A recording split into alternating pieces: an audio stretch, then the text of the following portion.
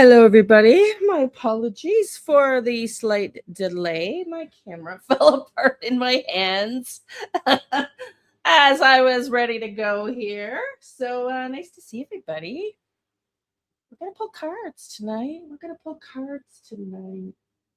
Who in the cloud is watching Lindsay Clancy? Tell me where you're coming in from. And if you're very interested in Nancy Guthrie, which assuming you are, because you wouldn't be here otherwise, you're going to want to see tomorrow's video. Okay, let me pull cards. Let's start pulling cards. Who's in the house? Blue Rose, welcome in, my dear. Gloria Rodriguez, welcome in. Judy Wendell, hello, my dear. Some of you ladies, I remember. Deanna, hello, my dear. Deanna, you tired after that today? Sharon, South Carolina, just saw somewhere that the defense is asking. Yes, they did, honey. Did you? They did. It was. I was listening to Peter Tragos. His thumbnail said absolutely ridiculous. They did, and if you want to join us tomorrow, we're gonna review that. And listen to opinions. We're going to be streaming here as we have been all week and last week for Lindsay Clancy. Just a tad, eh? little tad tired. Was a wild day in court. Just wild. But let's get into Nancy Guthrie. What I'm going to do tonight, we have a members live, if you're not aware, at 7:30 going on, assuming anybody shows up. We are learning how to remote view in that. It's $2.99 a month Canadian, $2.15 in euros, and $1.99 in USD. So at 7:30, I'm moving over to members. Coming in from Parma, Ohio. Welcome in, my dear. What's the weather like in Parma? Nice to see everybody, even the people in the bushes. So just letting you know about that now. And what we're going to do is we're going to review some shocking information you may have seen last night. Let me know below if too many of you have seen it and you don't want to watch the whole thing. But wow. I have 4 videos today I want to pull cards on, okay? Based on some new reporting in the Nancy Guthrie case. And last night, wowza. Did anybody else catch this live last night?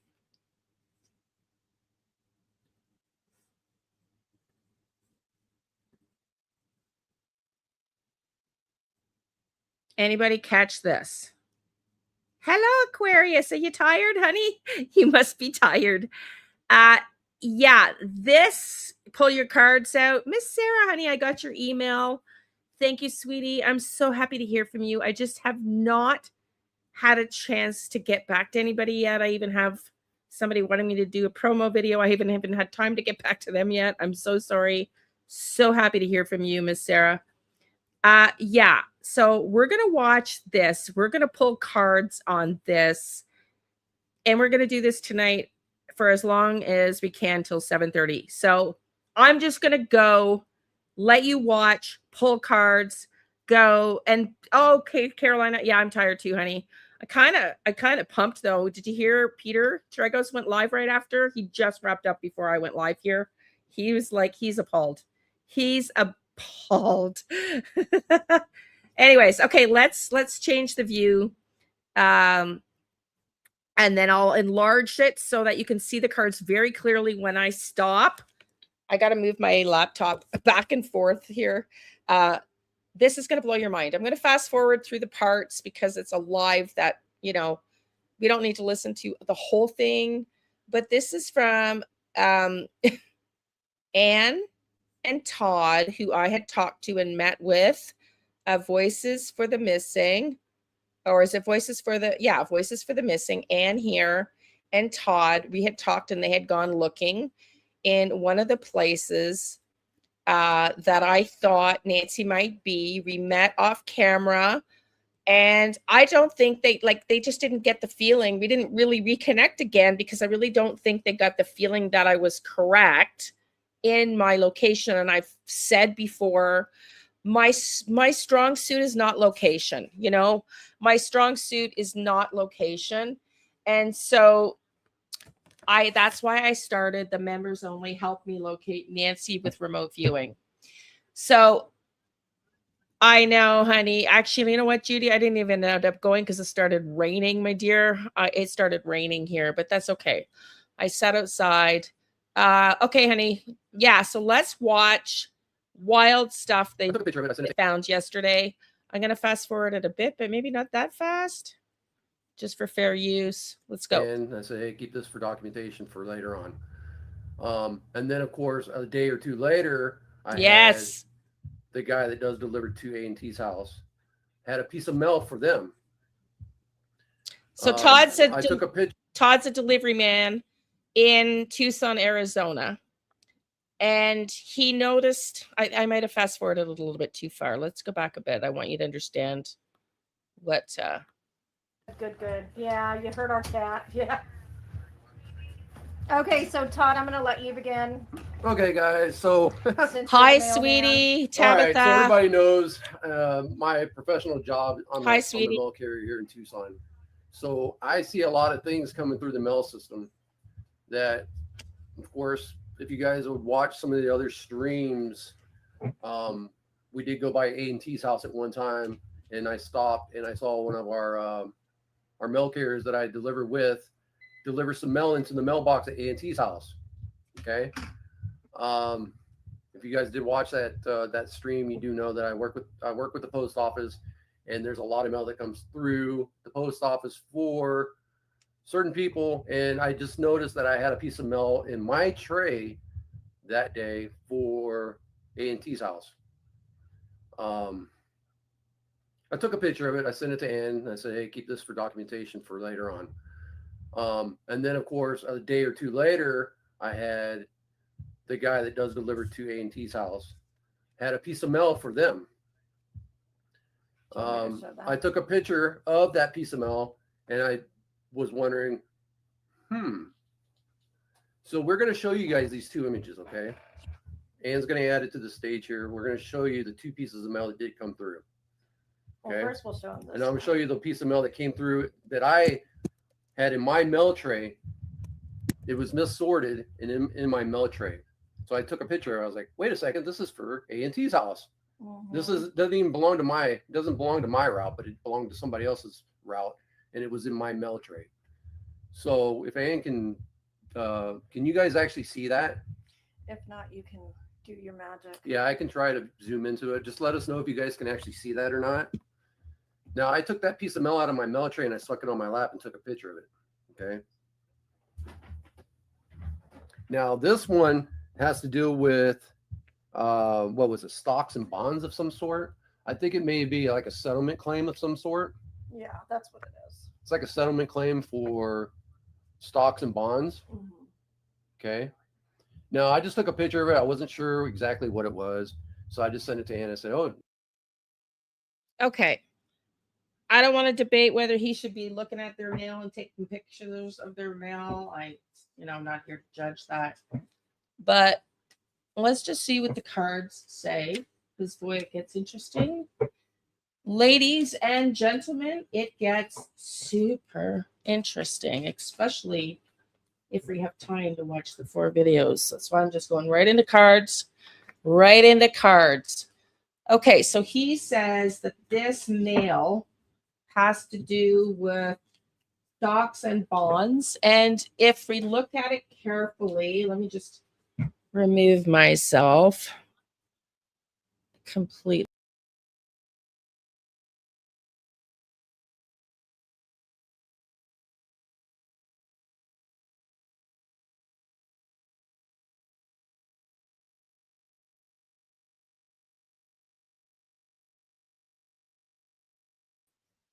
Okay, 3 of Swords. Okay, sweetie, you guys keep pulling. I will not be able to pull this up because I will be shuffling. but feel free to pull up what you're getting. I want to know if this is stocks and securities, and I don't know. I don't know what else it could be. A settlement. I mean, it's not really our business. Work just flipped over, but oh, sorry, I forgot to change the screen. I don't do sloppy shuffles, the ones that fall out of my hand. I do the ones that, like those, I don't take. I do the flippers. So, wow. Wow. Okay. Okay.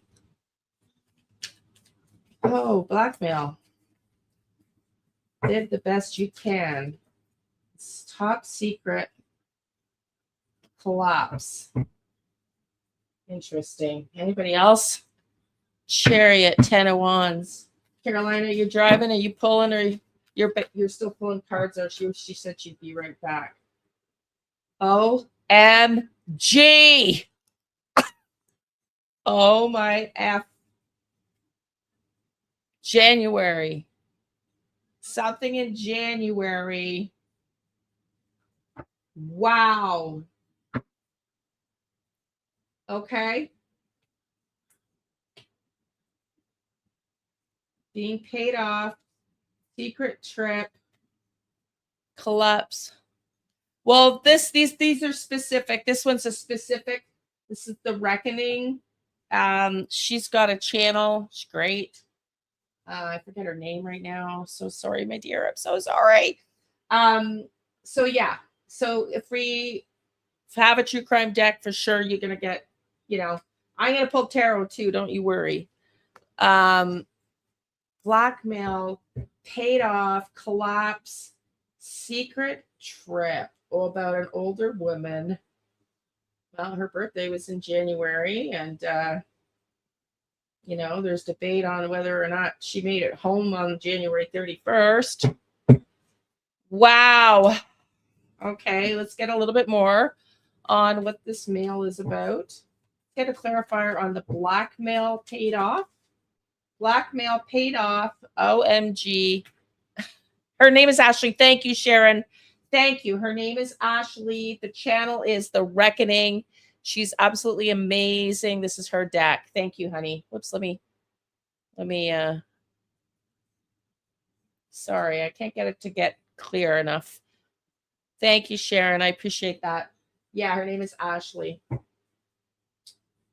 Stability.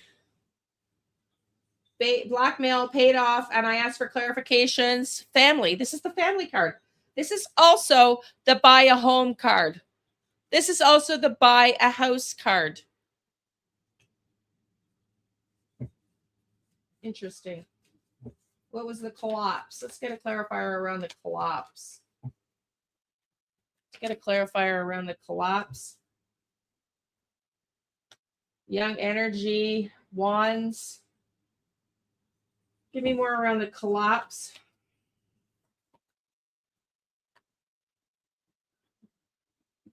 One of Wands, Ace of Wands, Ace of Wands, older woman, collapse about buying a house, some sort of blackmail, January, a young, new, inspiring, energetic person or idea, something collapsed. You get TNA as the lovers. Anybody else pulling cards? Illusions, deception, Knight of Swords. Knight of Swords. Some communication, clear communication around deception, something that collapsed. There might have been a betrayal. That's the lawsuit piece of it. It says settlement, right? Around an older woman and something in January. Well, this is really interesting because let's keep watching because it gets way more interesting. They are delivering mail, and they're getting mail.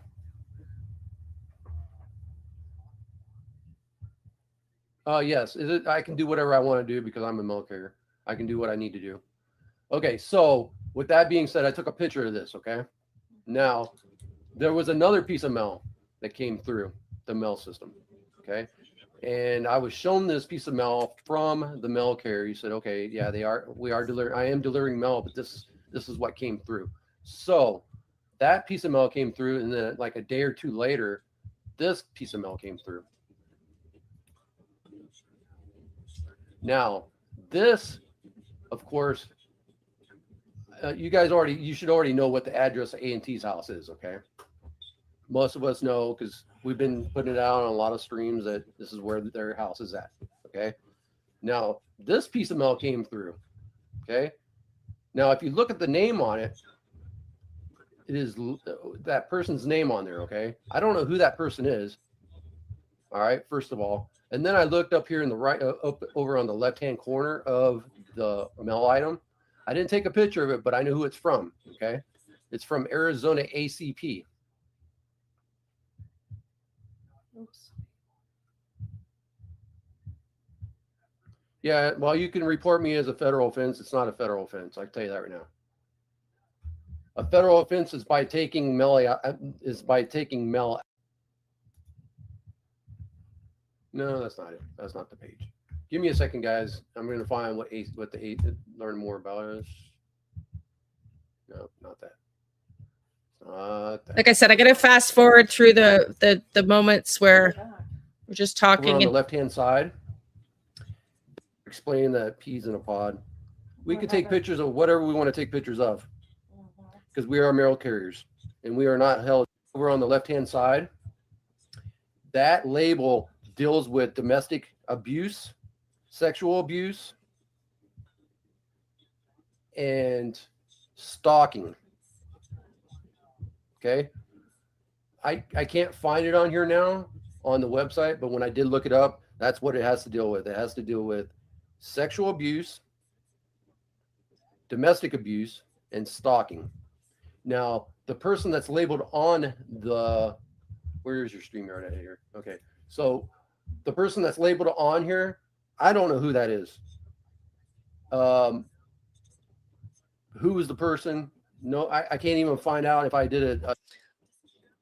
Okay, so it occurred to me that perhaps with what cards, this was a piece of mail that shouldn't have gone there.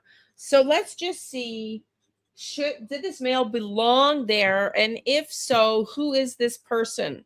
Well, Jules, they're going to show the return address. They're going to show in a little bit the logo. They go through to find it, and they're going to show us where it is soon. So let's just hang out there. We're going to hang out here where they're going to show us. And it is what he said. There is an attachment to whoever sent it, deals and counsels and helps support people to support people who are victims of bullying, stalking. Are they being stalked is a very appropriate question in this case. Are there crazies out there who are upset like we are, rightfully so, about Nancy Guthrie being missing? But is there a crazy person? Because the logo comes from, and he's going to show us in a little bit, they're going to show us in a bit, is an organization that helps women, I believe it's just women, who are stalked, abused, and threatened, and the victims of abuse. Wow. We've got hired. Seems like the mail might be intended for her. Hired cult. Routine habit. That feels very stalky-like. I'm just saying. I'm going to get my pendulum in a minute. I'm going to pull more cards. But this feels, I don't know, feels to me a little stalky-like. That's the energy I got right away. But then, I also want to let you know that the video that I did, that's coming out tomorrow. It's already on my page. It's okay. So what I did is I kind of lost it on Savannah when she came out, which triggered me in her last statement at the 6-month mark. And I pulled cards to try to be objective about my initial impression about that statement. And the cards suggest, I'm going to just let you know, you can watch it tomorrow, that A might have been in an abusive situation. Just leaving it there for you. Okay.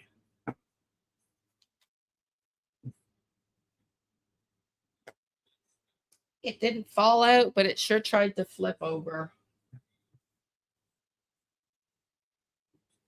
Foreign people abroad. Foreign people is what I'm thinking with aliens. We're definitely not dealing with real aliens in this case. People, foreign people, routine, habit, cult. Let's just get one more or two more clarifiers. Those two flipped over. Healing, recovery, alignment, government, treason. Interesting.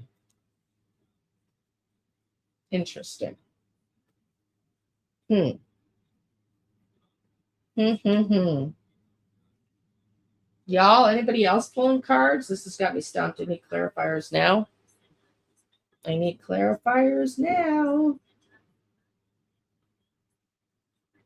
So that logo, my question was this intended for A? Seems like it's legit mail. Seems to me like this is saying it's legit mail.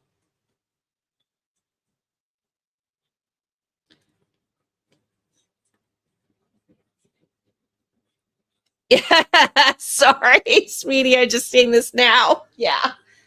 Okay. Was this mail intended for AG? Yes or no, not to the benefit of my ego. Was this mail intended for AG? Yes or no, not to the benefit of my ego.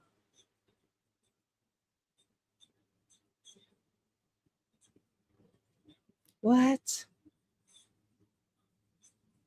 So there's a deliberate false name put on the mail. Yes or no, not to the benefit of my ego.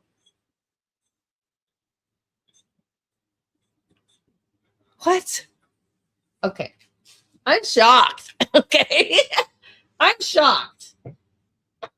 However, you're going to hear some more weird things. We're going to keep moving along because I have a lot to watch, let you watch tonight. We're not getting through 4 videos. I can see that now already. So I'm going to keep moving forward.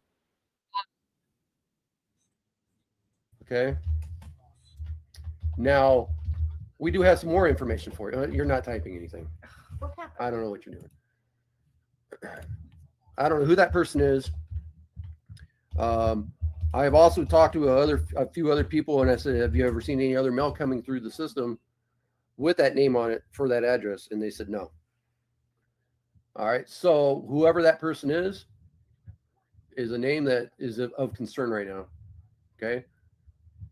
Now, we do have some other information we'd like to talk to you guys about. We went and did a little searching on white pages. Okay. Anybody can do a search on whitepages.com. Mm-hmm. Okay. And you can go to whitepages.com and you can look up anybody's address and find out who the owner of the house is. Okay. So we went to on White Pages and we looked up and seen who lives at 925. And Anne's going to share that screen with you here. What screen? Okay, so you're going to have to add it to the stage. So, right, the Arizona Crime Prevention. I can't remember. It might be Arizona Crime Prevention, but it was one of it was labeled from out of Phoenix, Arizona.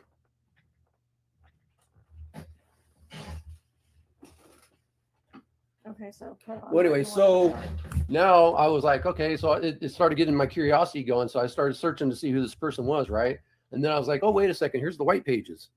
So let me look up at the white pages and see who owns that house, right?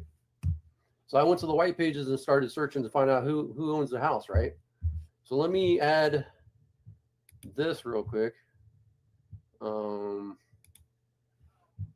Right here. Okay, so this is, I went on to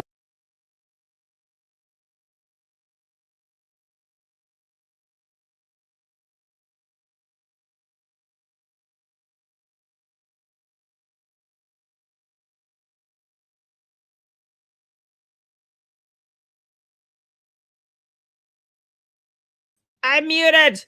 Sorry. In this moment, my apologies. I think he forgets in this moment what this acronym on the return part of the label to this woman who is not AG to their home address. He forgets what the acronym is exactly and what it stands for, but he does bring it up a little bit later if we can get that far in this video. whitepages.com and I looked up their address, right?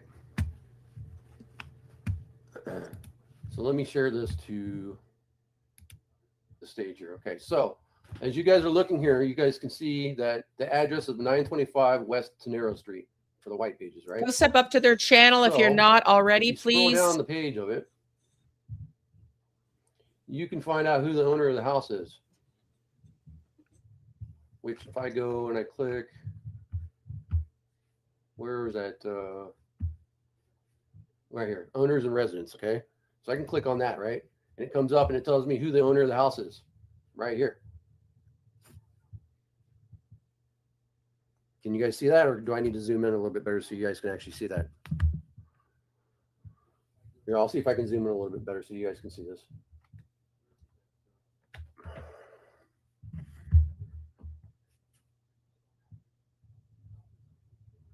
So let me know when you guys see that.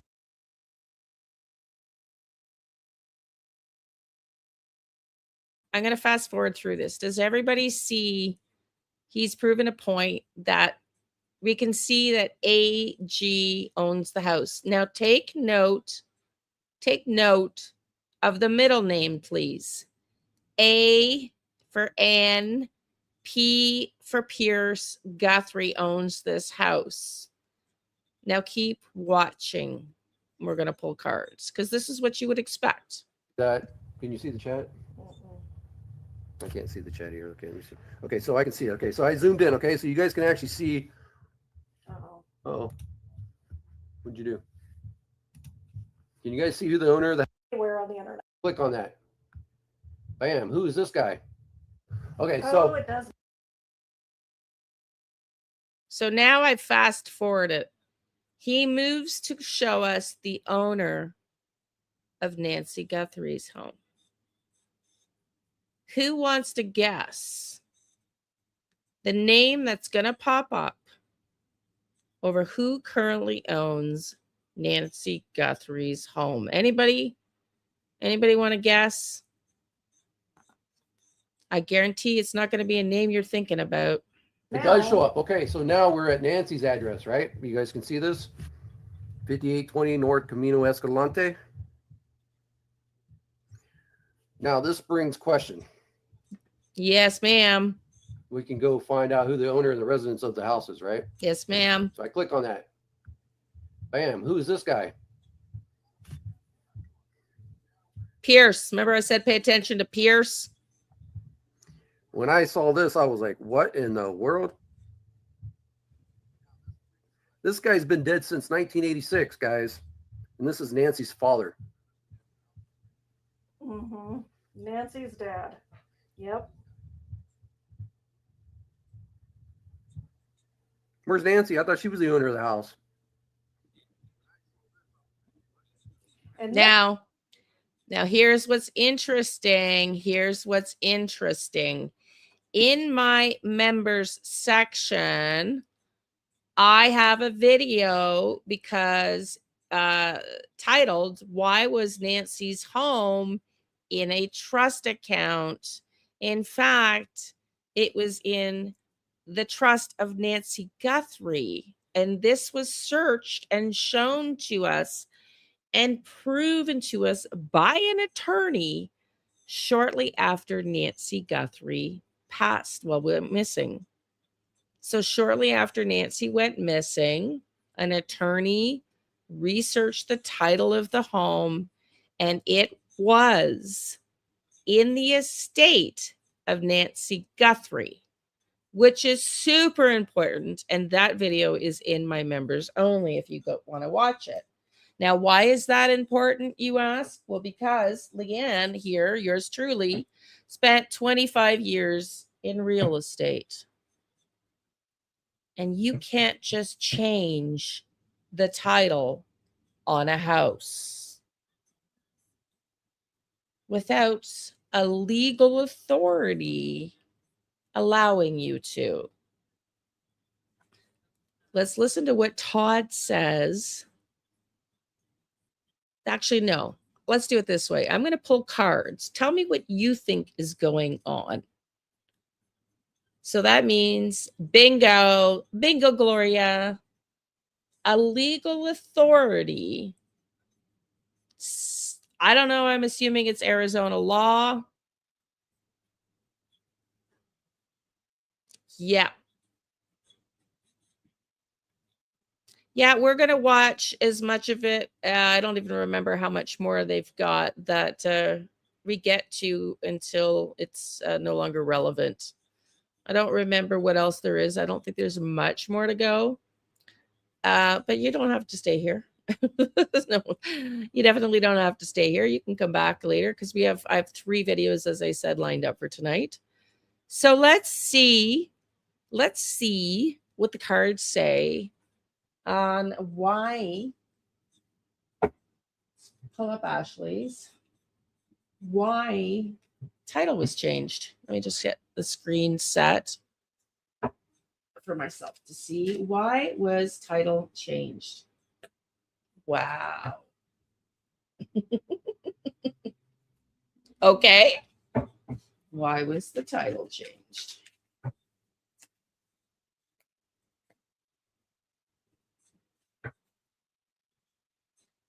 I mean, those are opposing forces.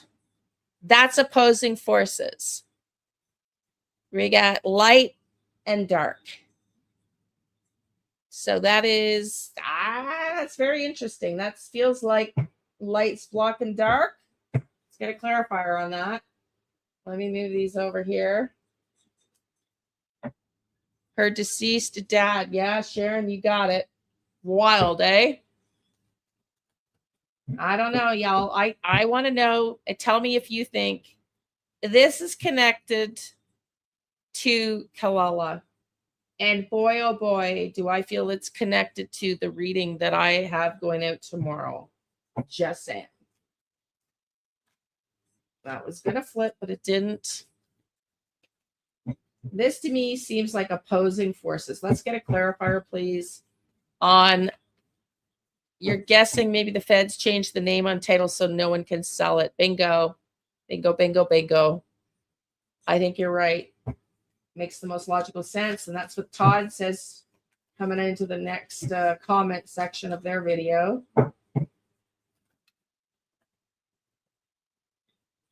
Yes, the stars shedding a light on a slow moving plan, slow moving plan.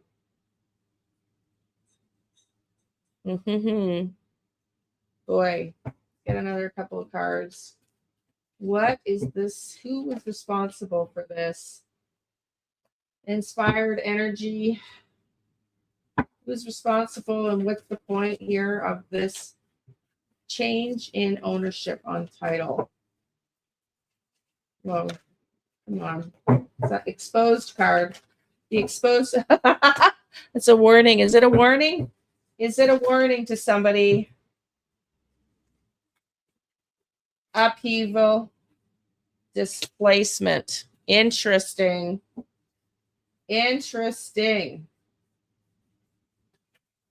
Very interesting. What do y'all think it is? Anybody? I think the feds. Okay, let's go watch. Let's see. I'm just going to fast forward because I can't remember. Oh, yes. This is where he finds the label and what it stands for. Let's just listen to this for a second. And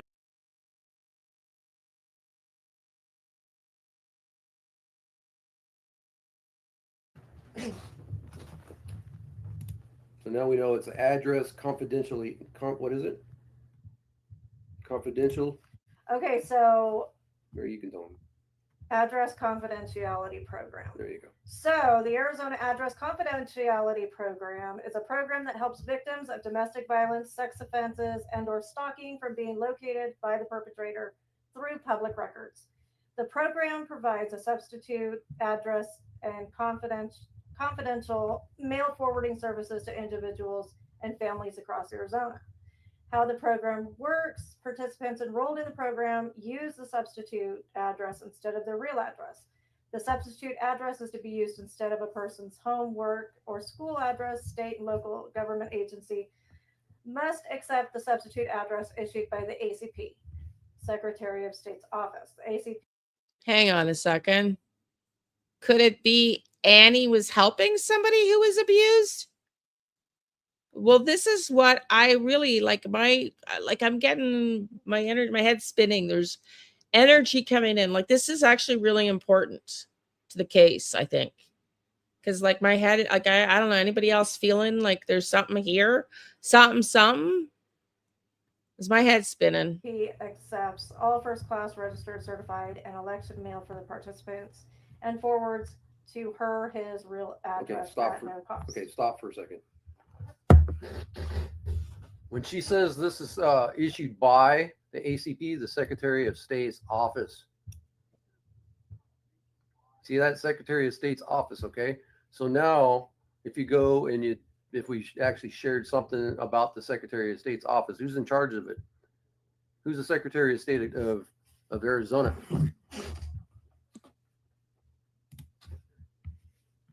Okay, well. Okay. So if she showed that here for you guys, who's the Secretary of State of Arizona?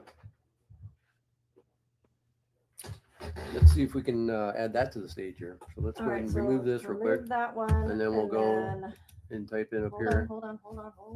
Google search. And this guy's in charge of that program that we showed you about. Look at it. Okay, I think that's the most important stuff on their video. What do y'all think? Let's pull up the next video. What do y'all think?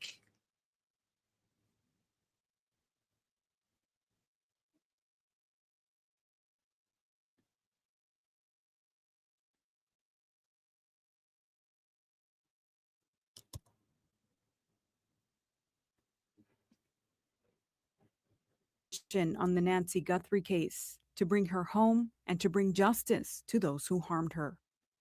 All right. Okay. So I had mentioned last week that I was going to talk about Lindsay Clancy. I think I'm going to hold off on that for now. I watched a little bit of the trial this past week. There's just so much to cover, and it's a very sensitive topic. So I think I'm going to hold off on Lindsay Clancy for now. There just seems to be so many polar opposite, opinions about it. And I think I want to learn more about the case before I make any comments on it. So, with that said, welcome back, everybody. Today, what I am going to talk about is. Honestly, I truly think there's something related here to the case and Kalela. I really do. Oh, I guess there is. Okay. I got into that before parents drop their unruly kids that they can't handle anymore. Going to be a response to Monk's Intrigues video from a few days ago. So I'm recording this on August 23rd. It's called Exploring A&T's Money Issues and Why They Didn't Live with Nancy.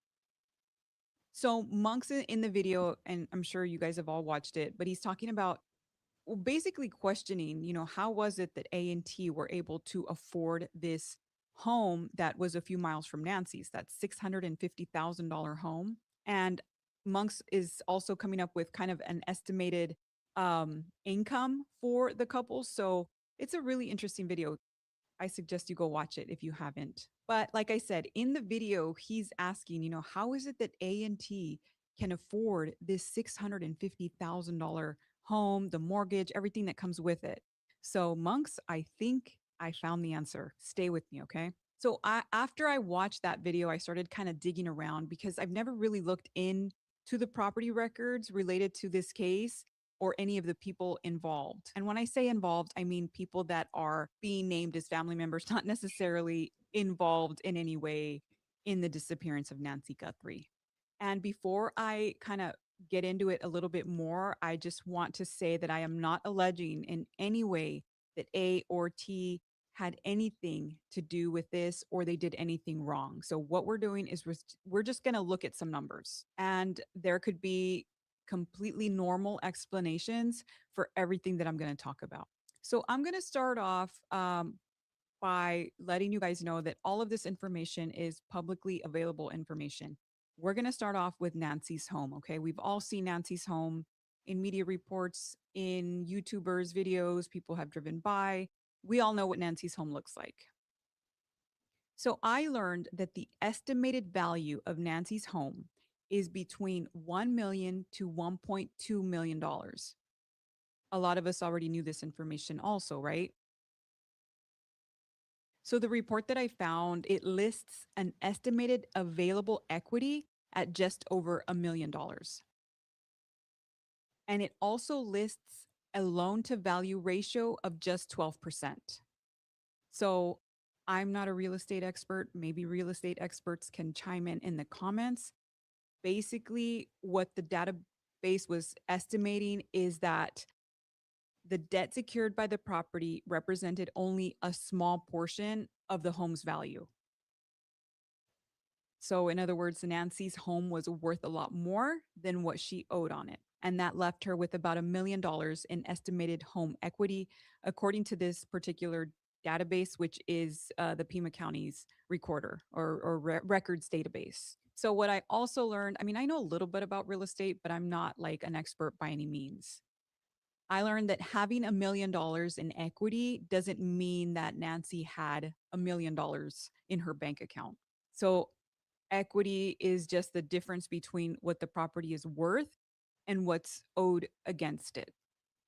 And in the database, there was also a part that, a section, it's called estimated lendable equity, and that was $808,000. And this doesn't mean that Nancy borrowed $808,000. It just means that the database estimated that based on the property's value and debt, a substantial amount of equity could have supported additional borrowing. So basically, she had a lot of equity in this home. All right, moving on. Now we're going to talk about A&T's property. So what I learned from kind of digging around into property records with Pima County is that in March of 2025, that's when A&T purchased that home on Ternero Street. Not going to give the address because, we don't want to put people's personal information. A lot of people know where they live, but I'm not going to mention the numbers on this channel. So again, in March of 2025, Interesting, A&T right? purchased the West Ternero Street home. A few months later, in May 2025, T signs over a special power of attorney regarding the Niagara home. So he signs over power of attorney to A over their old home, basically. And then I found that in June of 2025, the Niagara home, the old home, is conveyed over to the new owner. So basically, they sell their home. Yeah. So far, there's literally nothing out of the ordinary in this. And we'll pull cards in a minute, but there's nothing unusual having been in real estate and won international sales awards and coached realtors around all the United States and all of Canada throughout North America. There is literally, up until this point, nothing unusual except for the title of Nancy Guthrie's home has reverted back to her father at the moment. Now, fast forward 6 months to January 30th. Hey, Aquarius. There is a Carolina, you got to pull cards, honey? Home. This is the Ternero home. You feel like coming up off camera? I guess if you feel like it, you let me know. No pressure. You could be off camera like me. We could pull cards together. Up to you. Found it interesting. I mean, that's dated January 30th, which is what, one day before Nancy went missing. There was a survey done. I was reading the report, and it doesn't necessarily mean that the survey was done that day. It means that it was finished that day, and that's when they signed off on it. So what is, I don't even know what a survey map. I had to just do like a quick Google search. I kind of know what it is, but not, not really familiar with it. So I learned that a survey map is a precise technical drawing created by a licensed surveyor, and it shows exact boundaries, measurements, and physical features. Now, I can tell you as a realtor, like I said, the fact that the survey was done just prior to Nancy's disappearance is interesting. Surveys aren't cheap. And normally, if you're remortgaging your home, about to sell your home, taking a loan out against your home, consolidating debts, you remortgage your home, those kind of things, you generally need a survey. Doesn't mean it's relevant, but it's a distinct possibility. So let's see what the cards say. Carolina, anybody else want to pull cards? Let's see what the cards say about why they surveyed their home just before Nancy went missing.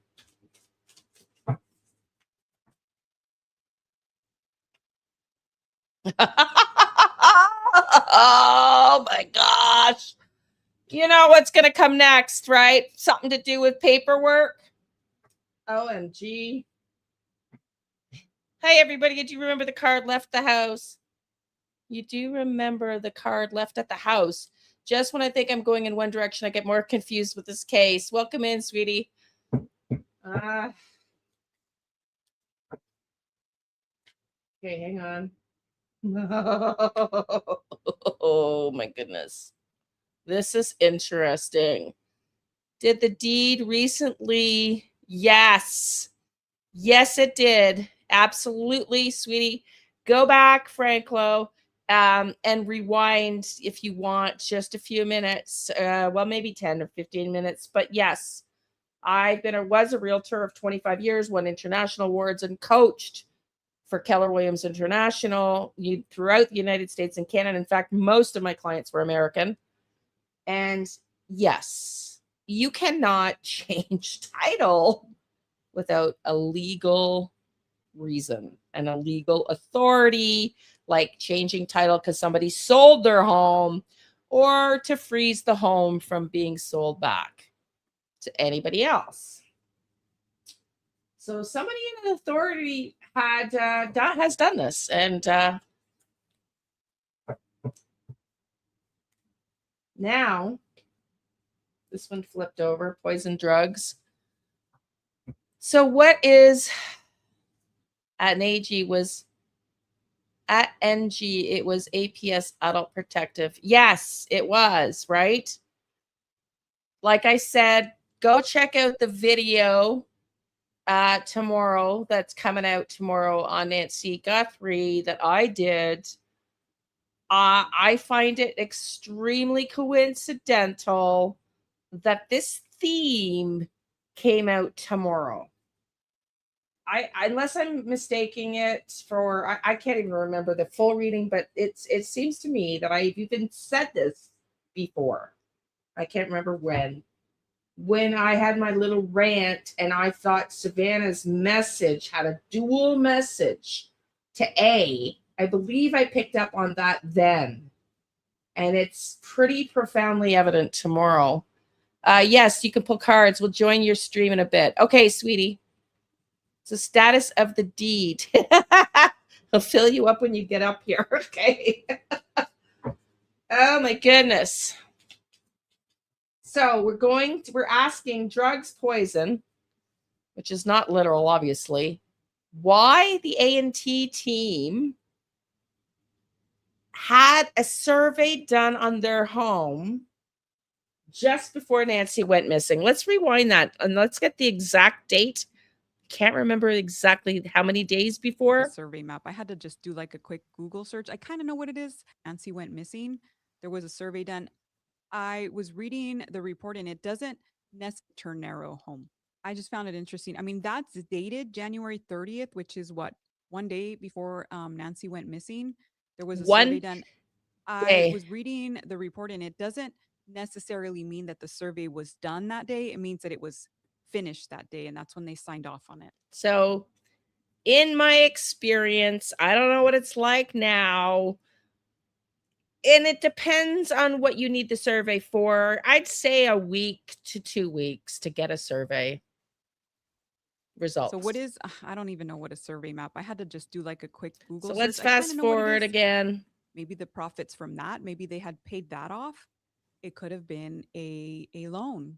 It could have been Mm-hmm. a number of things. Maybe, I Mm-hmm. don't know, one of them won the lottery. I don't know.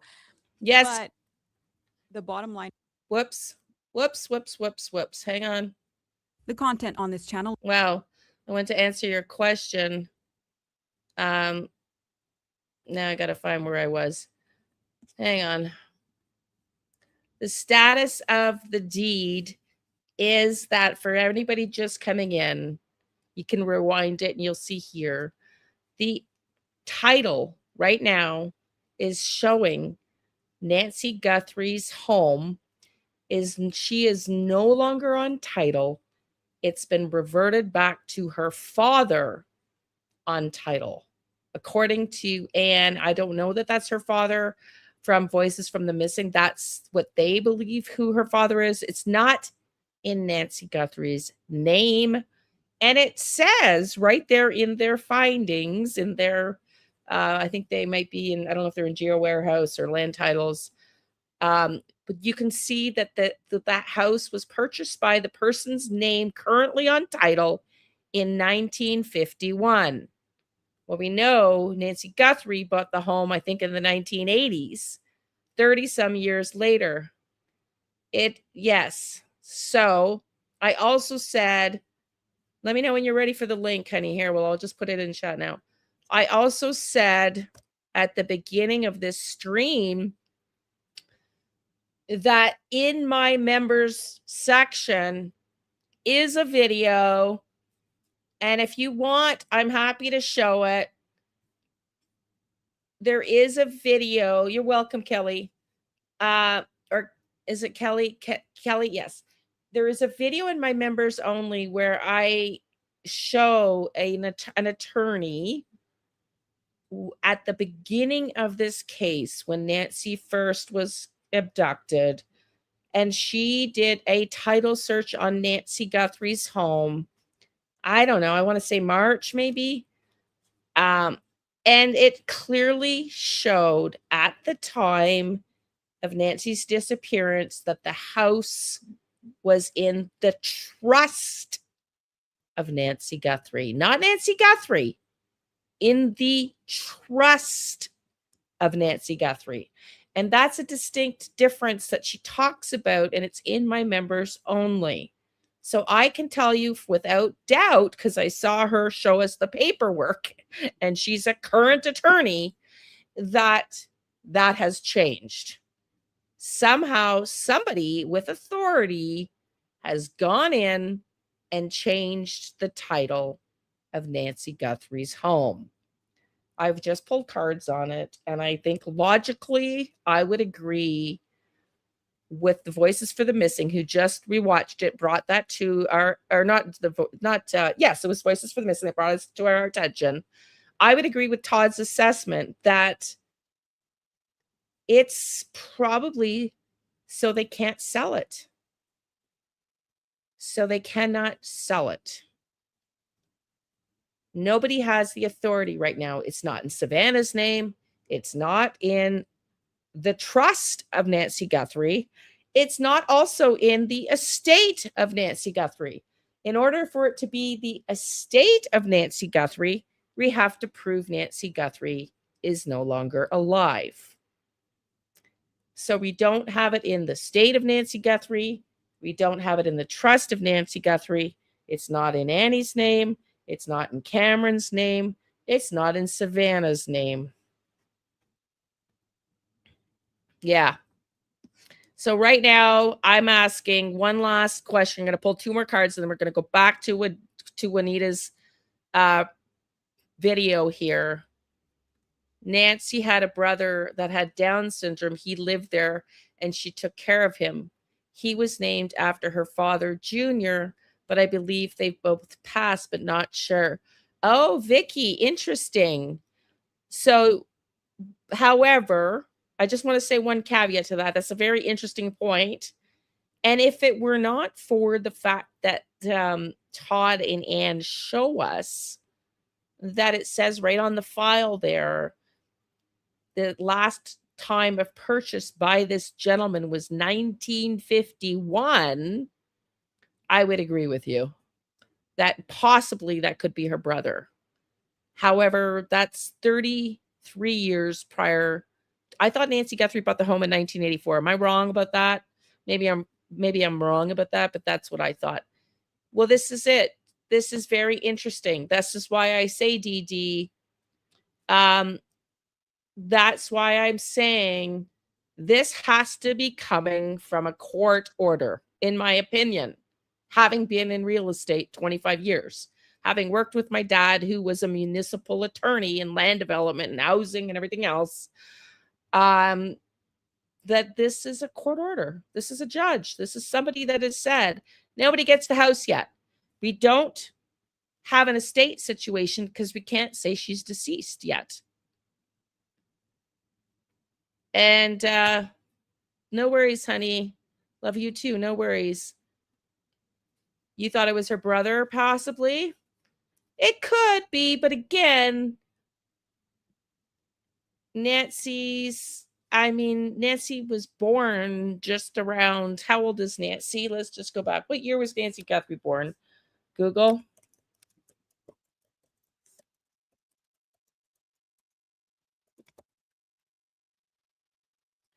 (1942), January 27th, 1942. So when this house was purchased, Nancy would have been 9 years old. So how old would her brother have been? 6, 5, 9, 12. Not likely old enough to buy a home. So I think they're right. Okay, so let's get this. I want to go back and get back on track here. We are now asking why A&T had a survey done on their home, as somebody pointed out in the chat, a year after they purchased it, just before Nancy went missing. We got bloodline, family lineage, we got disposing of evidence, and we got drugs and poison. So do we have debts? We have debts that we're trying to hide. What's this? I want one more. Why are we having a survey done? Why are we having a survey done? Portal. I don't know. Listen, portal is not, in this case, I'm interpreting it more like gambling debts. Yeah. And I'm thinking of a portal as in like an application, like online portal, like an application. Do you want to come up now, honey? Are you ready to come up? It's up to you. Don't feel pressured. We can plan it for next week if you want. Secret. Let's get a few more clarifiers. Hope everybody's doing the thumbs up for me, please. Please show your support. Thumbs up. That'd be really appreciated. Aquarius Tarot has her channel too. Go support her as well, please. Okay, let's see. Why did they have a survey done?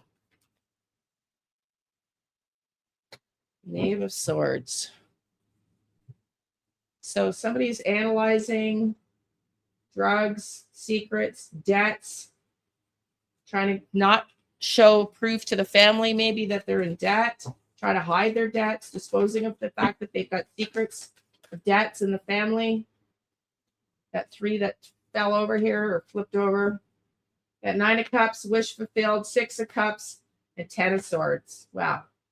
Got a heavy burden. We got a heavy burden here. Very heavy burden. Somebody is reminiscing in childhood. They got their wish, so they may be refinanced. That That's, like I said, from my real estate experience, you don't just pay for a survey for nothing. You know? Okay, let's move on. We're going to bring it. We need to back up because I want to get to more of this.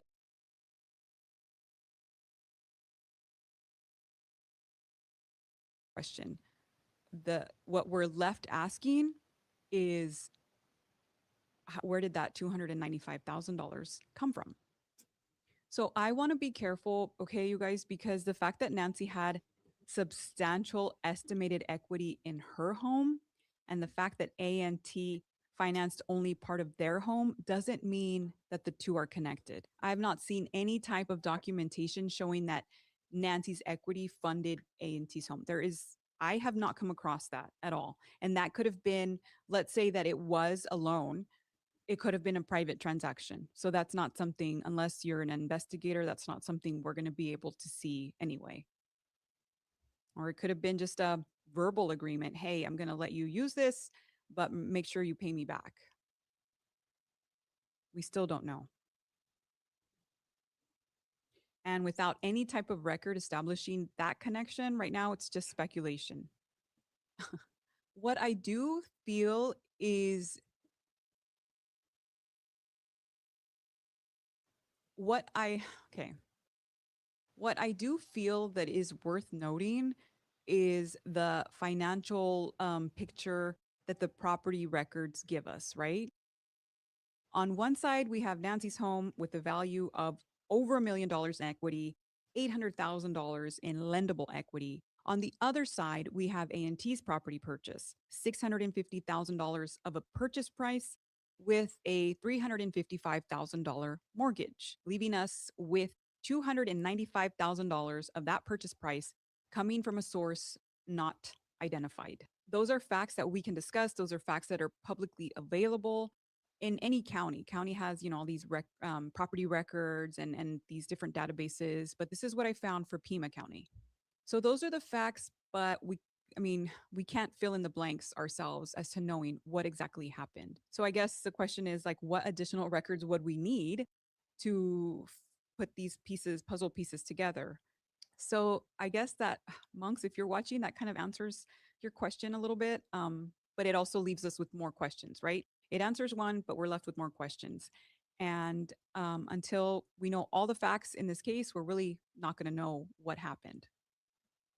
So I just want to tell you guys, if you've made it this far in the video, I want to say thank you for supporting my channel. Thank you for sticking with me. Like, subscribe, share this content if you find it interesting.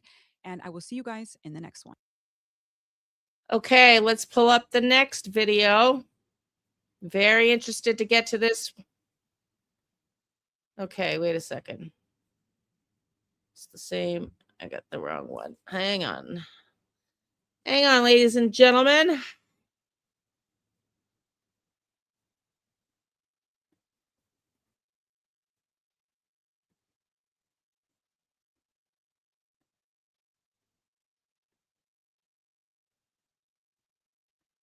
So Juanita's the star of the night. We don't normally necessarily always cover the same reporter for the same night, but this just happened to be something I wanted to cover and I wanted to talk about in this case. So let's I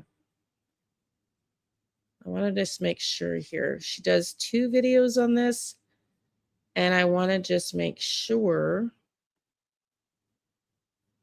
Wow, her page is set up weird. Hold on. Sorry. Her page is set up so weird. Let's watch. I want to just make sure this is not the second one. I think it's the first one. And perspectives. It is intended for informational purposes only. I do not claim that my views are facts, and viewers are encouraged to do their own research and form their own opinions. Above it all, the goal is simple: to keep attention on the Nancy Guthrie case, to bring her home, and to bring justice to those who harmed her. You guys, I recorded this podcast yesterday. I edited it, I exported it, and when I exported the podcast, the file was bad, so I stayed here kind of late, and then I had to go home, and I'm like, okay, let's try it again today. I feel that this episode is really important to talk about.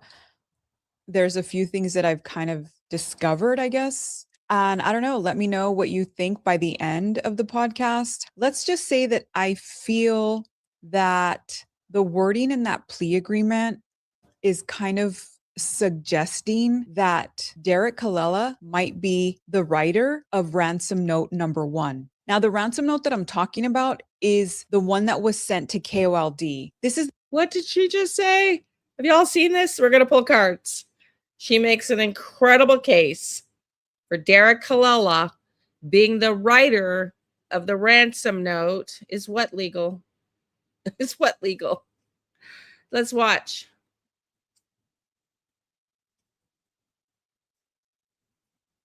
Whoops. the one that I can pinpoint down onto a timeline, which would be February 2nd in between the hours of 5 p.m. and 6 p.m. So this past week, I had the chance to talk to one of our legal experts. He is a criminal defense attorney in the area. So whenever we need help with a story or whenever we need, commentary on a case, even if it's not his case, he will talk to us. His name is Mark King. And we were talking about the plea agreement. And Mark told me that the wording in it is pretty standard, but he did say something really interesting during our interview. So I'm going to let you hear that now. Yes, I do a lot more state cases than federal cases. But years ago, when I did the kind of work you do, and I was covering trials as a television news reporter, I covered a lot more federal trials than I did state trials. And generally speaking, federal prosecutions are like aim, aim, aim, aim, fire. State prosecutions are generally like fire, fire, fire, fire, fire, fire, aim. So if the feds are charging you with something, odds are pretty good they know what they're talking about. That doesn't mean they don't arrest people who are innocent. I've had people cleared in federal court before, but typically, if they're coming after you, they probably have a lot of good evidence. So what I took away from Mark's statement, aim, aim, aim, fire, is that when there is a federal prosecution or a federal investigation, they gather up a lot of evidence before anything is done. The way that he explained it is in a state prosecution, it's like they try to move through the court system faster and then continue to investigate even after charges have been filed. That's how I understood it. So let me know in the comments what you guys think. How did you understand that statement? So on that note, let's talk about the plea agreement.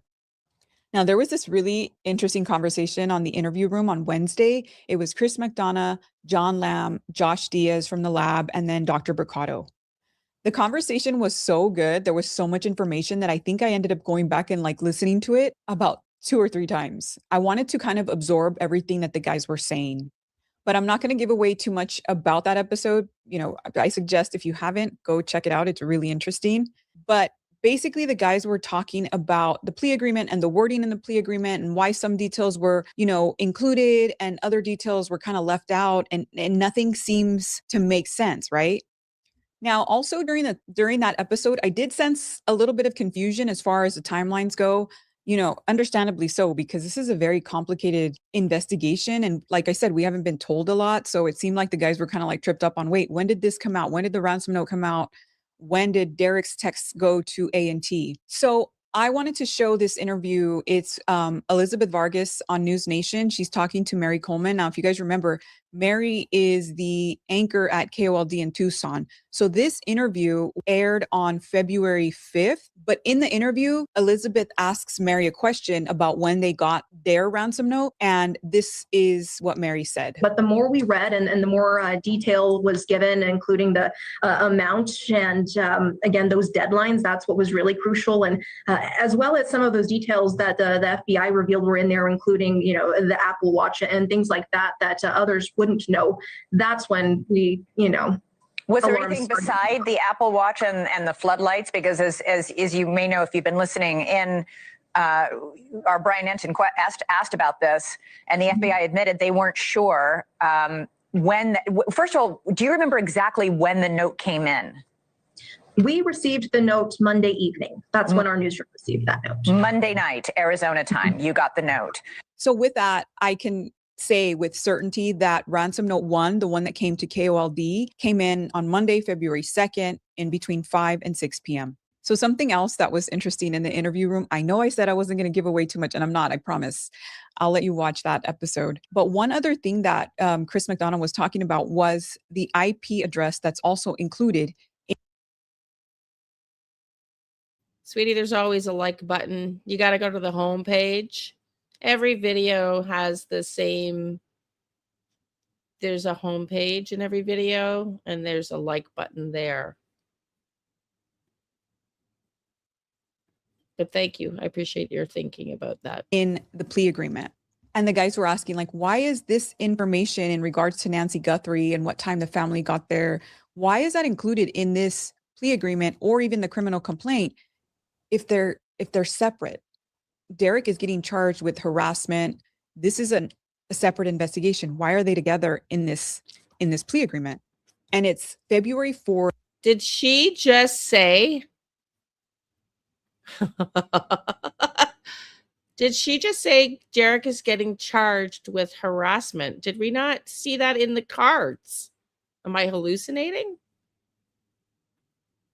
At 602, the IP address was associated with Kalela's address in California. Chris said they may have trapped an IP address. For all we know, it may be one and the same. During the episode, though, I did notice one little detail that I'm like, wait a minute, what does that mean right there? And Chris has the plea agreement and he was showing it in the slide, but it was this little detail right here. On or about February 4th, 2026, shortly after the February 2nd, 2026 video was published, AG, the daughter of NG, and TC, AG's husband, each received a text message from the phone number. And then it states the number. We all know now that it was a VoIP number that Derek used to reach out to the family, stating, "Did you get the Bitcoin? We're waiting on our end for the transaction." Kalela sent the messages to AG and TC from California while AG and TC were in Arizona. So I was like, wait, what February 2nd video? What February 2nd video is the FBI talking about? You guys know that I've been trying to nail down these timelines for a minute, my last few episodes, and it's been really hard. So wait, what February 2nd video? It's been so exhausting to try to figure out what happened when. And I know Good afternoon, my dear. Nice to see you again. That if they are talking about Savannah's Instagram video with her brother and sister on each side. On behalf of our family, we want to thank all of you for the prayers. I am certain that that video was published on February 4th. What video are the feds talking about in this plea agreement? So I went back and I looked at Savannah's Instagram again. And yeah, it's February 4th. And then I went back and I checked the original criminal complaint. And it says the following. On February 2nd, 2026, KOLD, a CBS affiliate in Tucson, Arizona, received a ransom demand via their online tip portal. The demand listed a Bitcoin wallet address to receive the ransom payment. On February 4th, Angie's family published a video. Hang on. Did we not just see the portal card come out? Oh my God. On February 2nd, Cold CBS affiliate in Tucson received a ransom demand. She is making the case, in case you are not connecting the dots yet. I'm going to let you listen again, of course. However, she is making the case that by looking at the documentation, and let's not forget, Juanita is a professional reporter, looking at the dots between the plea deal and when this video actually became public knowledge are not connecting. So she's making the inference, and she's going to continue showing us that Kalela had to have inside knowledge of the ransom note, because in the court documentation against Kalela, they're citing the date 2 days before the world saw that video. What the TF? Asking Angie's kidnappers to contact them about their mother. And then it kind of hit me. unless it was an error, because this is something I thought about, unless it's an error, which I highly doubt would be the case in such a high profile investigation and case and everybody's watching, that's not an error. What I realized, the video was published on February 4th, but I bet you the video was recorded on February 2nd. So why did the feds do that? I don't know. You have to ask them. I have no idea. But then I started thinking about Mark's comment, right? Aim, aim, aim, fire. Now we know now, looking back, that on February 3rd, a lot of stuff started happening. I mean, not that the feds could predict the future, but I think they might have wanted to hold on to stuff and just gather more evidence, just like Mark said. So on February 3rd, there was a lot more activity. Do you guys remember? This is when TMZ announced that they also received a ransom note. KGUN also received a ransom note. So during that time, a lot more media were in Tucson. Maybe they had that information on February 2nd and they just didn't say.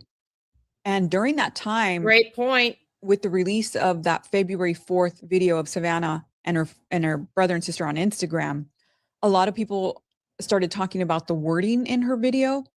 She is full of kindness and knowledge. Talk to her and you'll see. A lot of people were trying to understand why was that wording in there? And now if this theory is correct, the FBI likely helped Savannah write that note to the alleged kidnappers. So I wanted to kind of get an understanding of why that line, talk to her and you'll see, was also said during that time. So I did go on to the FBI's website and I found a history tab on there, and they're talking about all these different artifacts and stuff that they have, and they happen to mention the Silence of the Lambs. So what I learned is that during the making of the film, the FBI worked with filmmakers to help make the investigative and the behavioral aspects as realistic as possible. And some of the techniques and dialogues were influenced by real FBI practices. So the language used in the video reflected wording that's commonly used in FBI-guided kidnapping negotiations. So today we live in a digital world.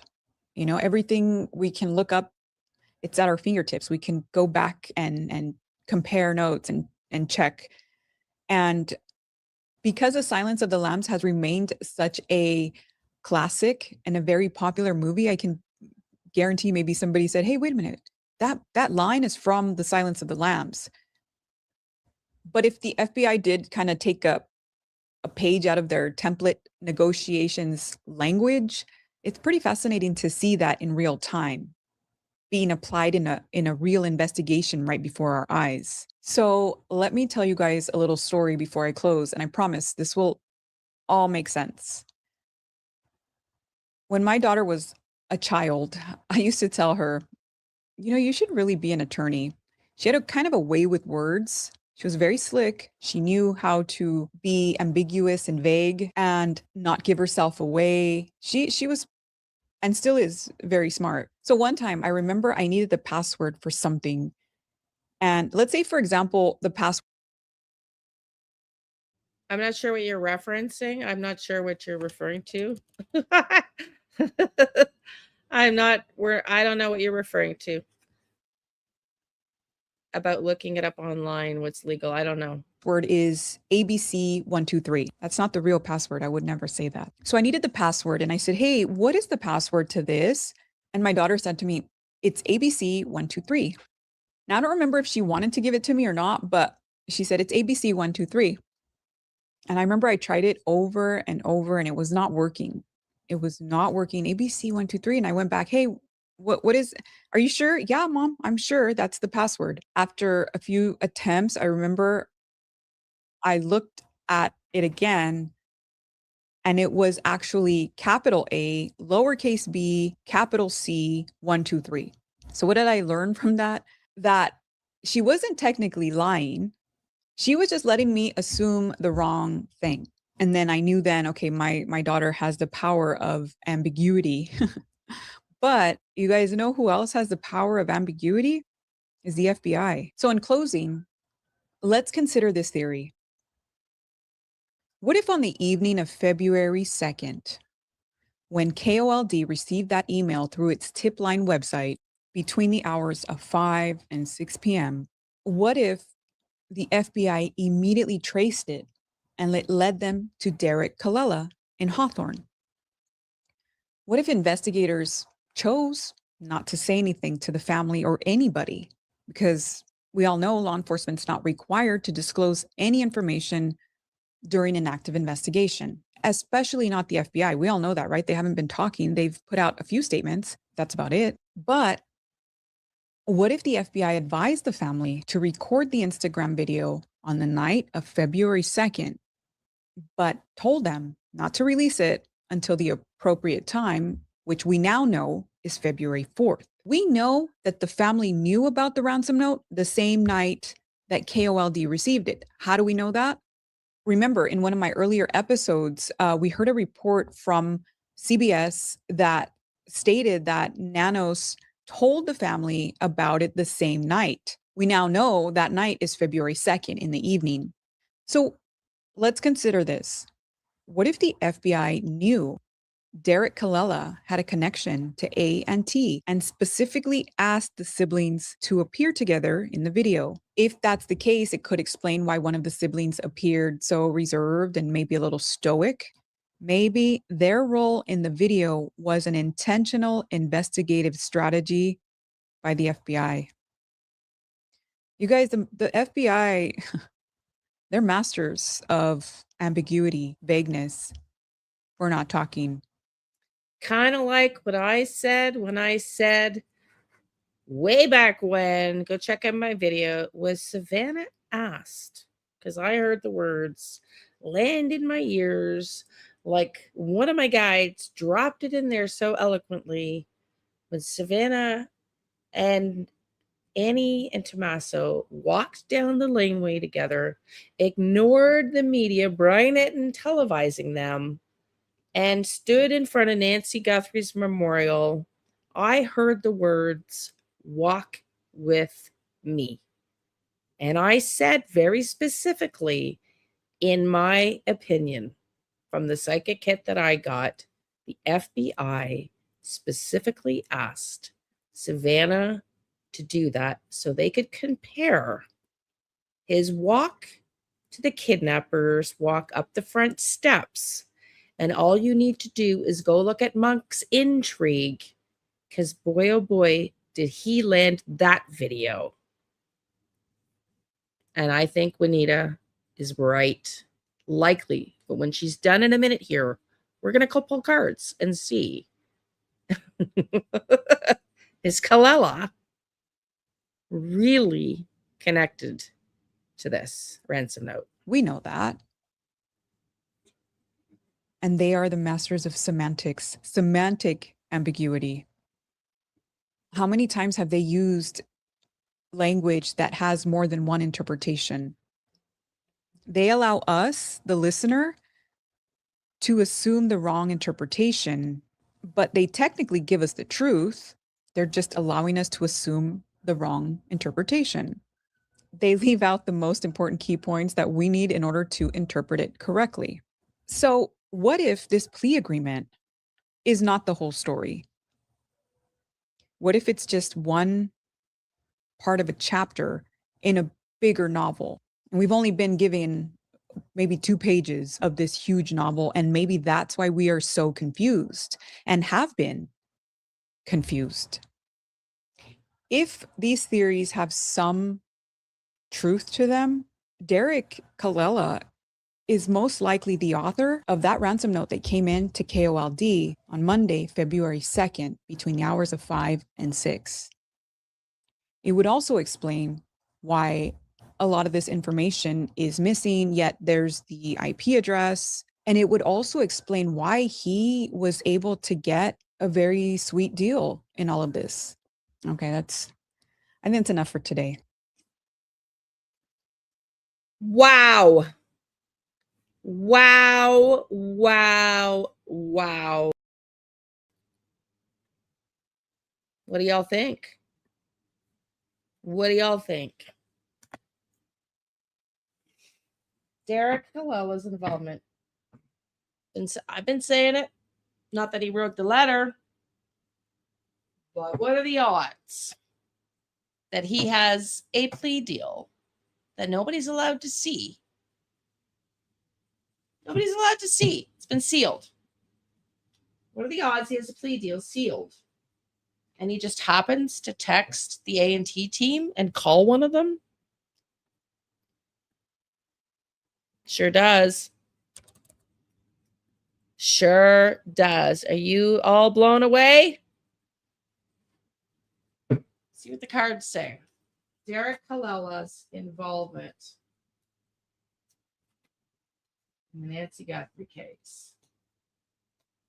Faked death, new life. Wow. Gotta love the cards. Faked death, new life. That's the video I did about have we found motive. Did they figure out the game? Did they figure out the game?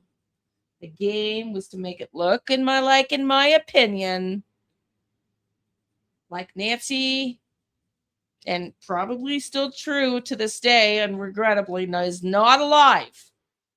But the whole intent was that fiasco on tape was planted deliberately so we would know there was no shadow of a doubt that Nancy Guthrie was kidnapped out of her home. What did the second purpose of letter, what it was the letter, purpose rather of letter 2? Your mother, hello, Savannah.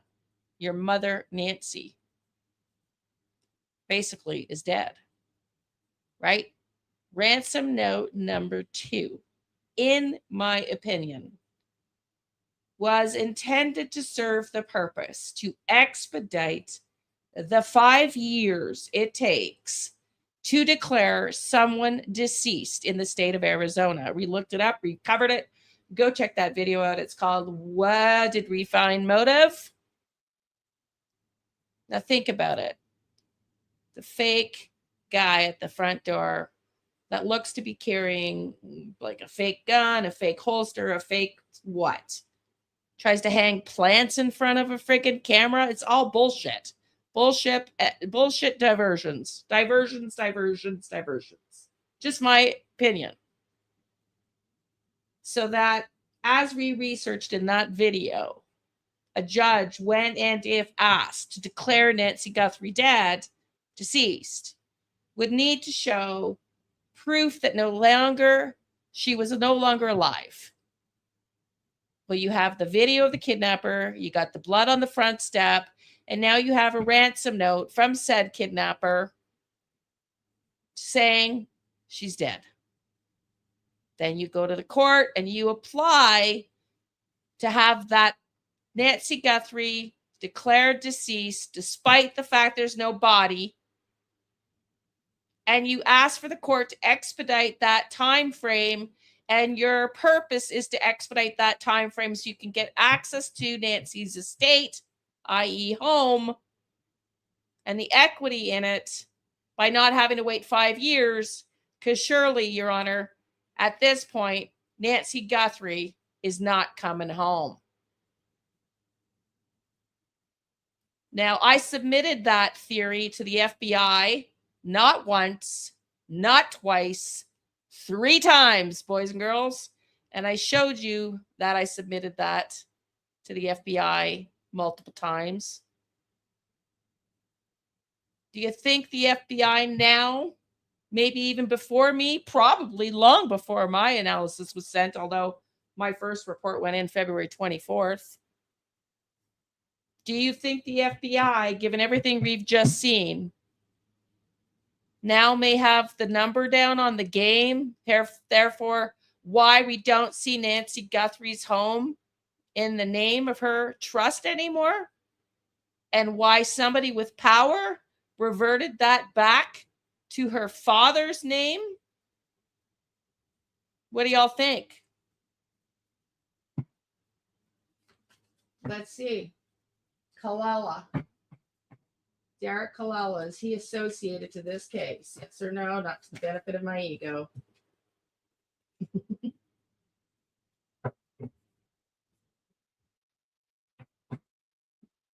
Well, all I think about is ashes. That letter, we stand on scorched earth. We stand on scorched earth. The crown, the authorities know this is a faked death. Well, not really, but that was the intent.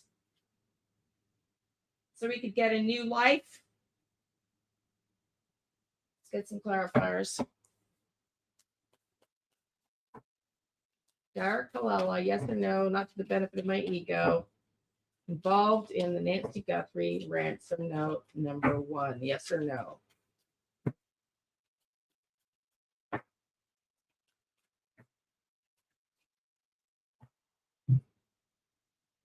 Self-interest, teamwork. Wow. God, my head is spinning. I don't know who wants to come in here. I'm going to have to stop because I got my spiritual team here. So we had teamwork, but somebody else was also looking at their own self-interest. So somebody was backstabbing someone in the team. That's how I read it. Someone in the team had self-interests. Would that be letter 2? Would that be letter 2, Your Honor? Would that be letter 2, Your Honor? We need access to the estate. We need to show that she was killed by the kidnappers with that blood on that front porch. And that letter, ransom letter number 2 that came in, Your Honor. That one said she was dead. Remember that, Your Honor? Just saying.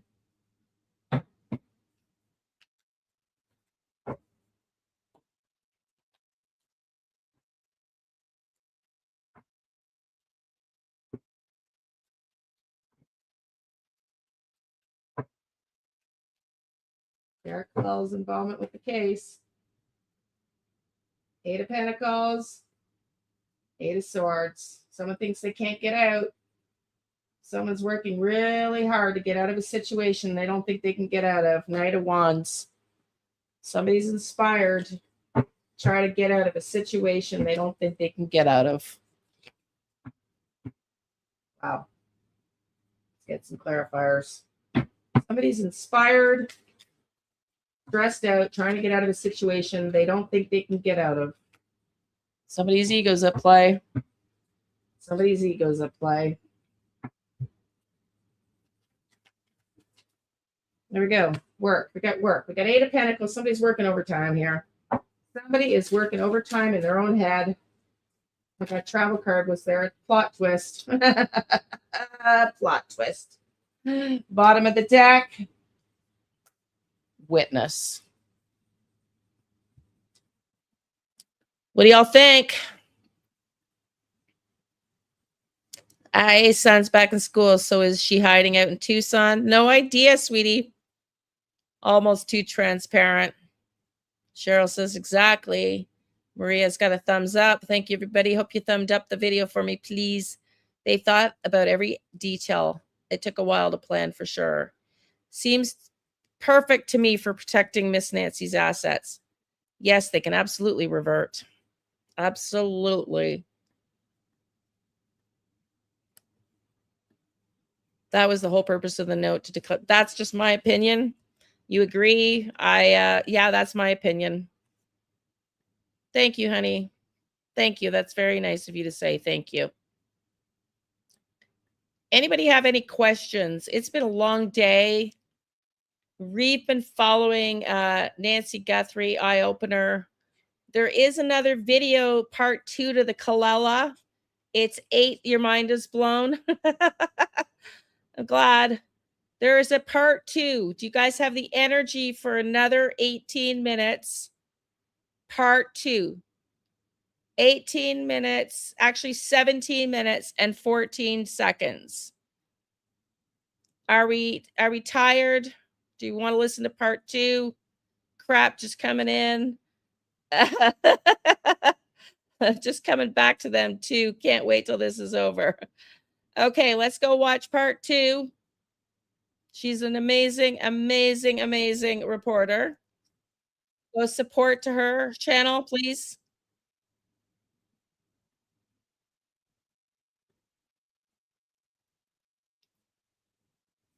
Here we are, part 2.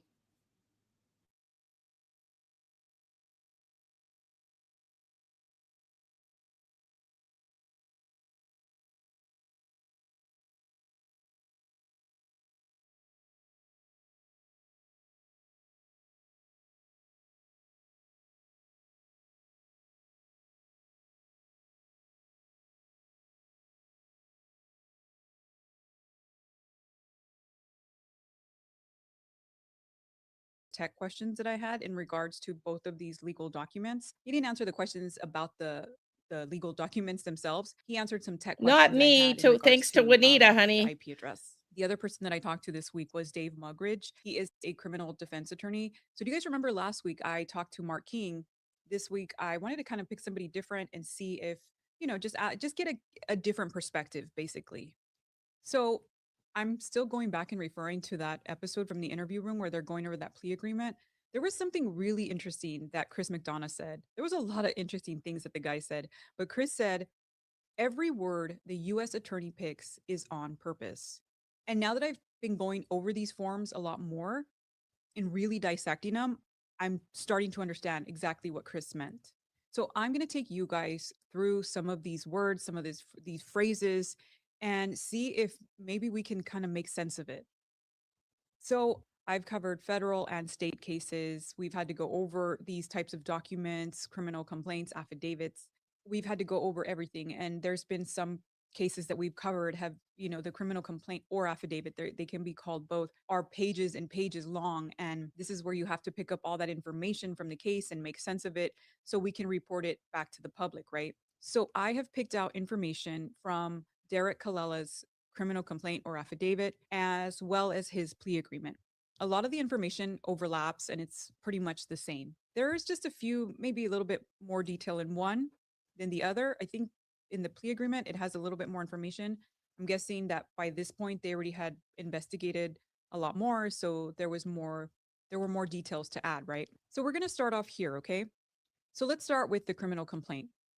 Let's focus on this part that I highlighted.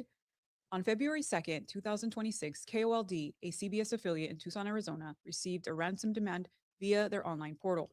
There it is written in the criminal complaint. Here it is written in the plea agreement. Basically the same statement. So because I am a visual learner, I decided to make a graphic. So that is one finding, right? The KOLD ransom note was received through their online portal on February 2nd. Easy enough, right? All right, let's move on.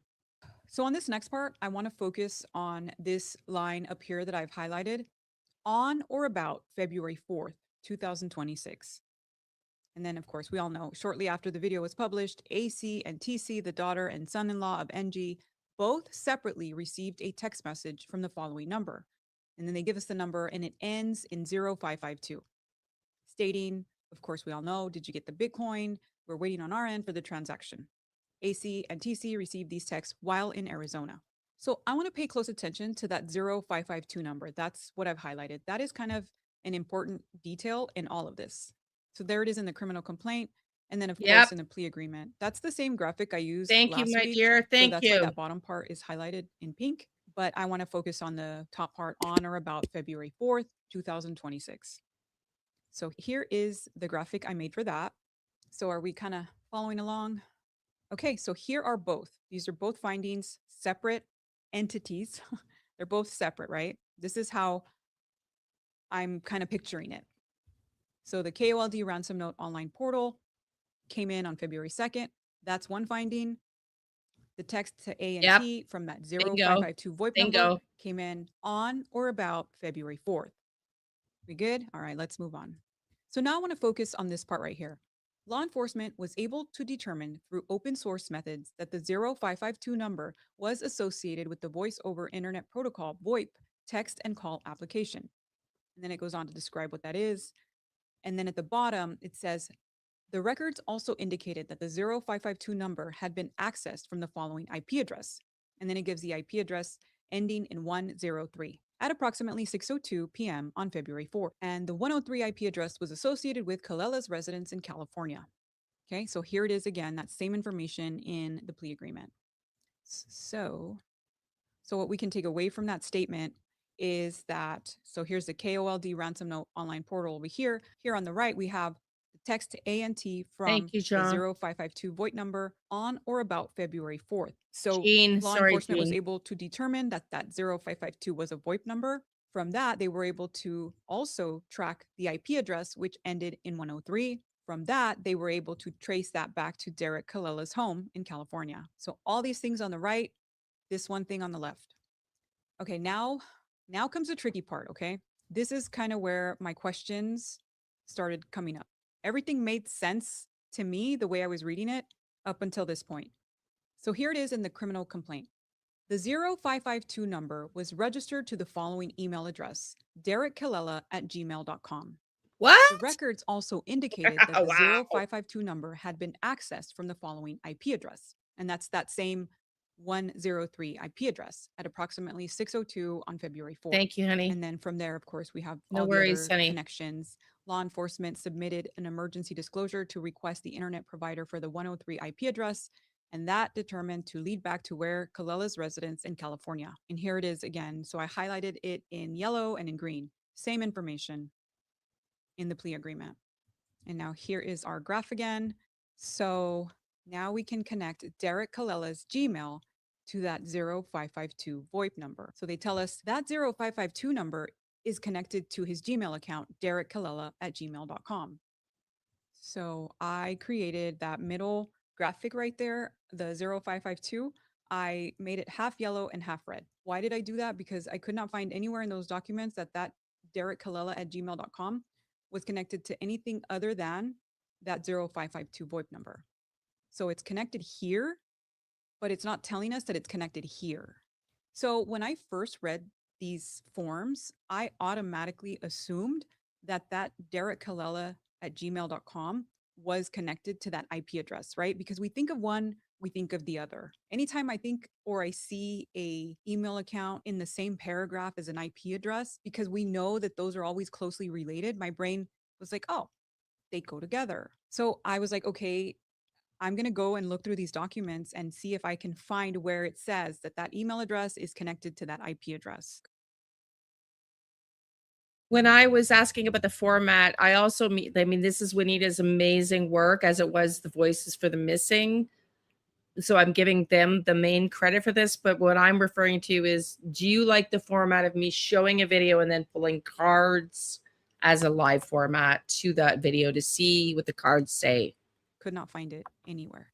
So we do know that the court documents do tell us that Derek used that Gmail account to create that VoIP number. So that VoIP is like Google Voice, right? So he used his Gmail account to create that fake VoIP number. But I'm like, okay, Thank wait you, a minute. everybody. Thank you. Then Thank why you. is his email not connected to the IP address? So then my question became, is it possible for that email address, derekkalela@gmail.com, to have a different IP address than the 0552 number, even though he created the 0552 number with that email address? So that's where Thank Jay you, Collin everybody. Peterson Thank you. came in, the CEO of helpdesk.tech. So I will- I asked Jay a question. I sent him a text message this past week to see if it was possible.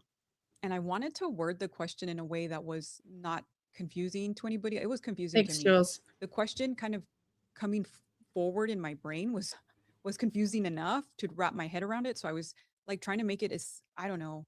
So I said, hey, Jay, I have a question.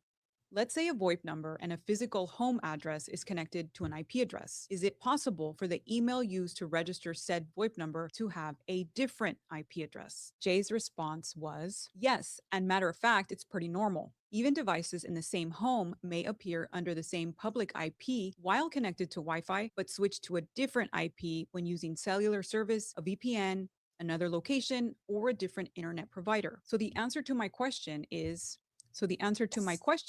Jules. yes, it is possible. Even though Derek Kalela used his Gmail account to create that VoIP number, his Gmail account could have a different IP address Thank other you, than that everybody. 103 IP address. If maybe he wasn't home or he used a different device.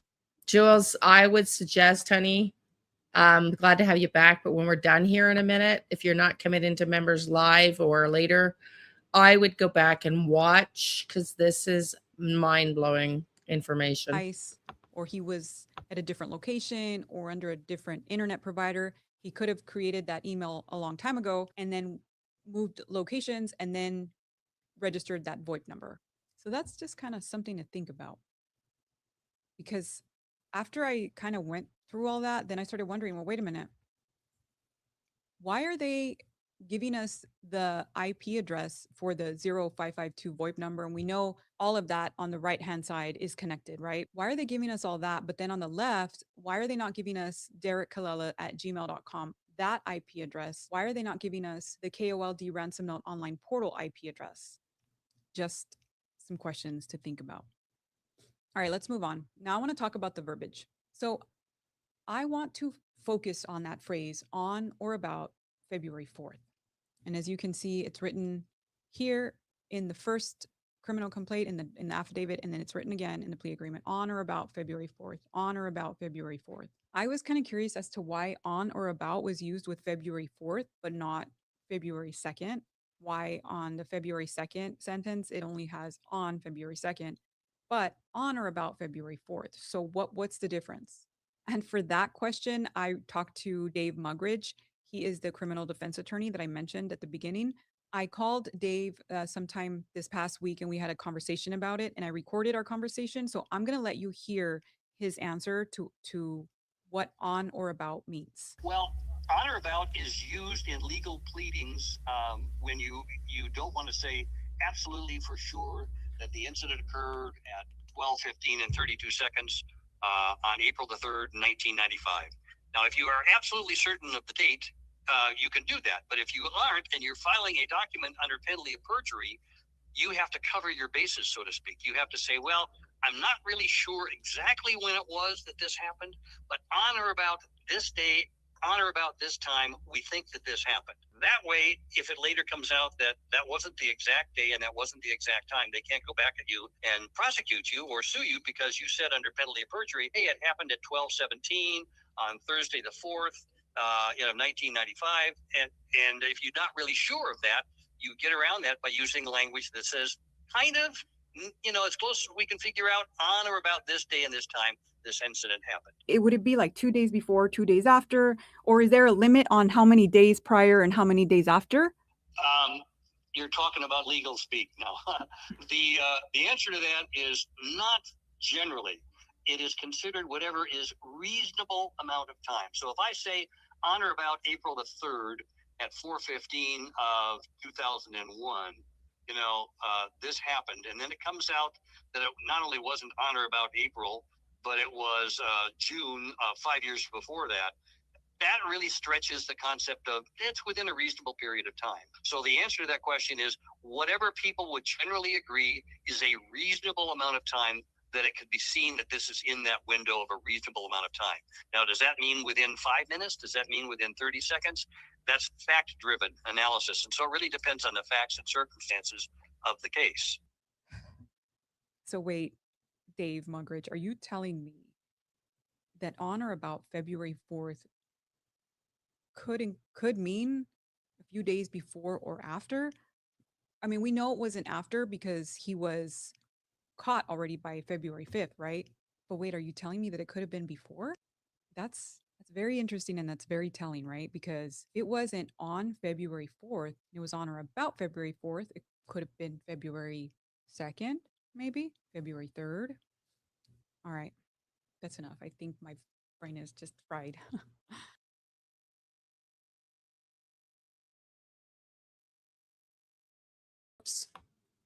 What do y'all think? Crazy video. We've got 8 minutes until we're going into our members live. I'm going to put here, this here is the cell phone link for members. And then for anybody on a laptop, let me pull that up. Juanita's amazing. Please go subscribe if you haven't already to her channel. And this is our members live. Hello, Alicia, my dear. Hello, my dear. We are just wrapping up. This is for anybody on a laptop or TV. Link. Anybody have any questions? You want me to pull any more cards? We got a couple of minutes, and then I'm moving on to members only at 7:30. Anybody in the members here joining? Can't see your cards very well. Sorry about that. Time will tell. Not sure. It's kind of getting dark in here. I don't have the super best lighting. Is that better? In my house. So everybody, I'm going to head over to members live. If you enjoyed this format, thank you. Please do all the likies. There's 2 streams running. One of them has 500 of you. You're coming, honey? Okay, good. What are we doing tonight, Chris? What are we doing tonight? Are we doing Lindsay Clancy, Nancy Guthrie, Nolan Wells? Check out my video tomorrow at 4 o'clock. Nancy Guthrie, 4:44 p.m. I have to see if your membership renewed. It's renewed, sweetie. You can see from your green button there that it's valid. We're going to do all the things. I guess you did your green. Also, Jiggles, who's in the chat here, donated some memberships during our Lindsay Clancy live. She bought memberships that were gifted. You're welcome, sweetie. You're welcome. You're welcome. Okay, everybody. I also wanted to know if you enjoyed this format, because if you enjoyed this format, then that's what I want to keep bringing you Monday nights. So thank you for everybody that is here. And I'll see you all in the members live for those that are joining. I'm supposed to be able to just switch this into members live according to my YouTube coach. I will attempt that next week. I'm not feeling super brave right now. After all the technology issues I've had lately, I'm not feeling brave enough yet for that. I will attempt that next week. Okay, everybody, I truly appreciate you being here.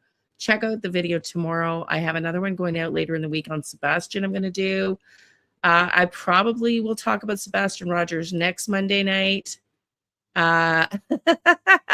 Next Monday night, I really want to start bringing in Sebastian Rogers again. So we'll see if we can do that, unless there's something incredible going on with Nancy Guthrie. How many people here out of the 500, 600 of you interested in just Nancy Guthrie? Before you leave, please let me know what other cases you're interested in. Lindsay Clancy, Nolan Wells, other than Nancy Guthrie. I know, honey. Other than Nancy Guthrie, Sebastian Rogers, Jacqueline Lilly. Anything else come into mind for anybody before we go? Let me know, please. Have a great night. Wild stuff, eh? Wild stuff. Deborah, thank you for becoming a member. Woohoo! Thank you.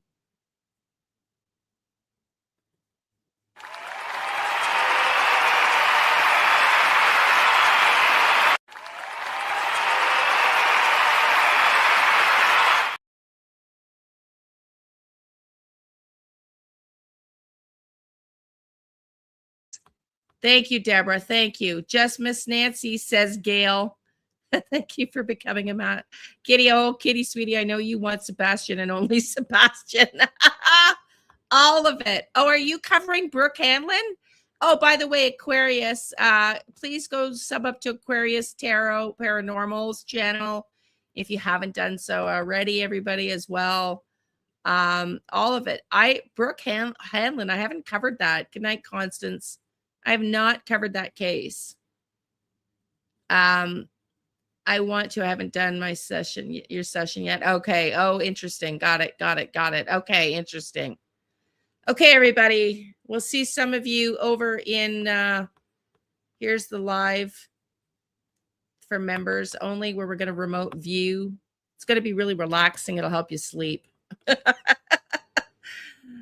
Okay, everybody. We'll see you there. Definitely interested in Nancy Guthrie. Okay, Gloria, honey.